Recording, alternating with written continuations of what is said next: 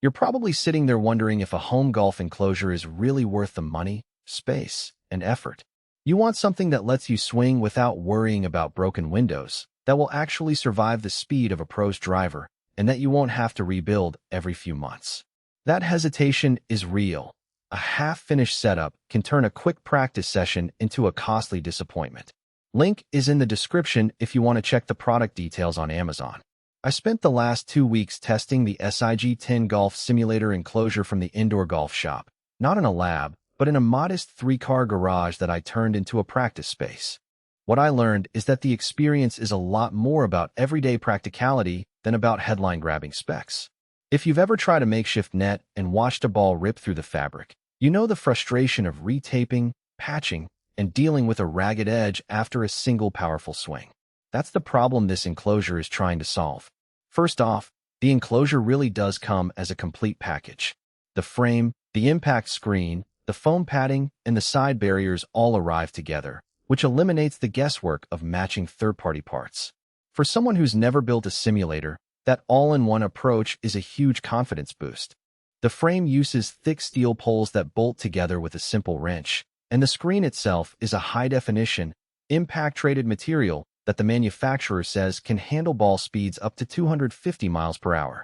In my garage, I launched a driver that I know regularly hits around 150 miles per hour, and the screen showed no signs of tearing or stretching after 10 drives. That durability isn't just a marketing line. It's the kind of reassurance that saves you from a replacement in a few months. What really matters day to day is how the enclosure handles the mundane, repetitive use that any home golfer will put it through. The foam padding on the inside of the screen absorbs the shock of a fast ball, reducing bounce back that can otherwise dent the frame or, worse, ricochet toward a wall. The side barriers add a safety net for those off-center slices that would otherwise hit the garage door. In practice, after a solid 3-hour session, the padding felt only slightly compressed. It didn't flatten out like cheaper netting I've tried before. That means you won't be constantly retentioning the net after each use. Now, let's talk about the hidden trade-offs. The enclosure is built to be sturdy, which also means it's not exactly lightweight.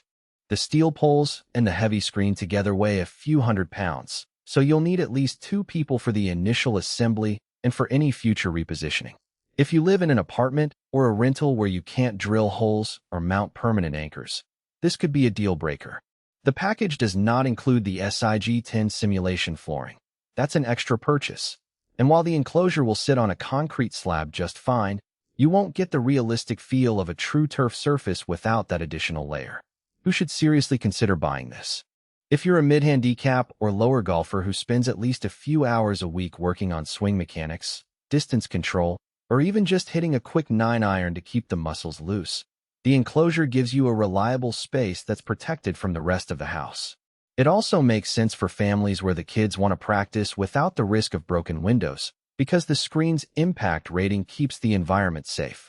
The value comes from the peace of mind that every drive, chip, or bunker shot stays contained, and from the fact that you can pair it with a decent simulation software and the optional SIG10 flooring for a near-real experience.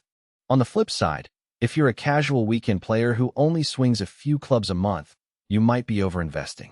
There are cheaper net solutions that work for low-intensity practice, and a simple tarp with a basic frame can be set up and taken down in minutes.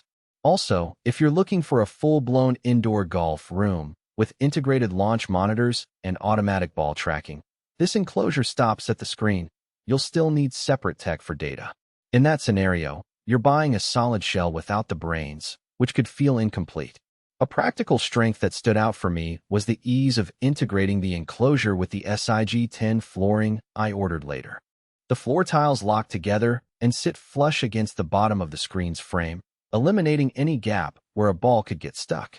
This not only protects the floor, but also gives a more realistic feel when you step onto the surface.